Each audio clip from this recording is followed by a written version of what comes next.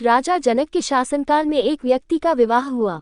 जब वह पहली बार सज संवर कर ससुराल के लिए चला तो रास्ते में चलते चलते एक जगह उसको दलदल मिला जिसमें एक गाय फंसी हुई थी जो लगभग मरने के कगार पर थी।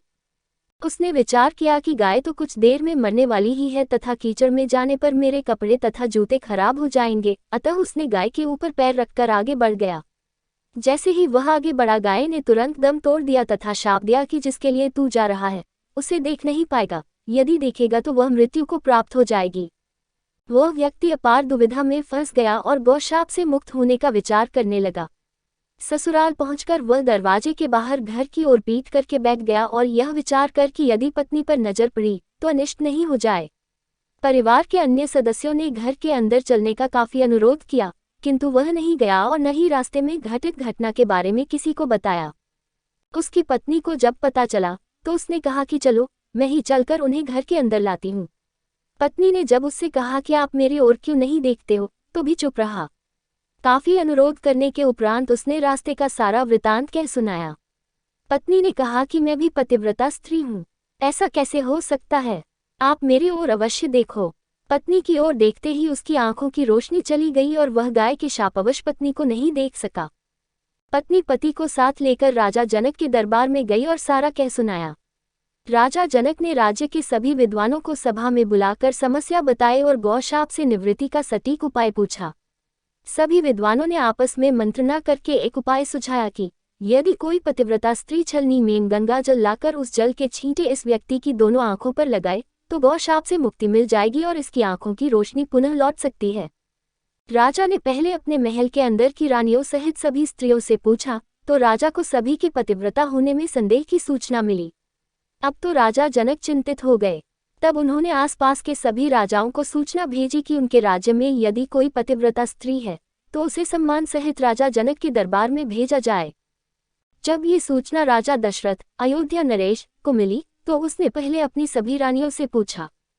प्रत्येक रानी का यही उत्तर था कि राजमहल तो क्या, आप राज्य की किसी भी महिला, यहाँ तक कि झाड़ू लगाने वाली जो कि उस समय अपने कार्यों के कारण सबसे निम्न श्रेणी की मानी जाती थी से भी पूछेंगे तो उसे भी पतिव्रता पाएंगे।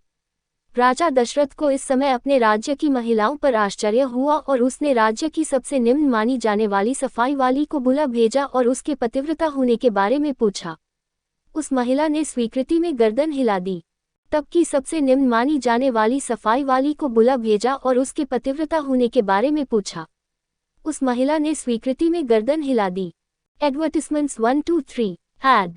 तब राजा ने ये दिखाने कर लिए कि अयोध्या का राज्य सबसे उत्तम है, उस महिला को ही राज सम्मान के साथ जनकपुर को भेज दिया। राजा जनक ने उस महिला का पूर्ण राजसी ठाट बाट से सम्मान किया और उसे समस्या बताई। महिला ने कार्य करने की स्वीकृति दे दी। महिला छलनी लेकर गंगा किनारे गई और प्रार्थना की कि हे गंगा माता, यदि मैं पूर्ण पतिव्रता हूँ तो गंगाजल की एक बूंद भी नीचे नहीं गिरनी चाहिए। प्रार्थना करके उसने गंगाजल को छलनी में पूरा भर लिया और पाया कि जल की एक बूंद भी नीचे नहीं गिरी। तब उसने ये सोचकर कि यह पवित्र गंगाजल कहीं रास्ते में छलककर नीचे नहीं गिर जाए, उसने थोड़ा सा गंगाजल नदी में ही गिरा दिया और पानी से भरी छलनी को लेकर राजदरबार में चली आई। राजा और दरबार में उपस्थित सभी नर नारी ये दृश्य देख आश्चर्यचकित रह गए तथा उस महिला को ही उस व्यक्ति की आंखों पर छींटे मारने का अनुरोध किया और पूर्ण राजसम्मान देकर काफी पारितोषिक दिया। जब उस महिला ने अपने राज्य को वापस जाने की अनुमति मांगी तो राजा जनक ने अनुमति देते हुए जिज्ञासावश उस महिला से उसकी जाति के बारे में पूछा। महिला द्वारा बताए जाने पर राजा आश्चर्यचकित रह गए। सीता स्वयंवर के समय यह विचार कर कि जिस राज्य की सफाई करने वाली इतनी पतिव्रता हो सकती है तो उसका पति कितना शक्तिशाली होगा। यदि राजा दशरथ ने उसी प्रकार के किसी व्यक्ति को स्वयंवर में भेज दिया तो वह तो धनुष को आसानी से संधान कर सकेगा और कहीं राजकुमारी किसी निम्न श्रेणी के व्यक्ति को न वर ले। अयोध्या नरेश को राजा जनक ने निमंत्रण नहीं भेजा, किंतु विधाता की लेखनी को कौन मिटा सकता है। अयोध्या के राजकुमार वन में विचरण करते हुए अपने गुरु के साथ जनकपुर पहुंच ही गए और धनुष तोड़कर राजकुमार राम ने सीता को वर लिया।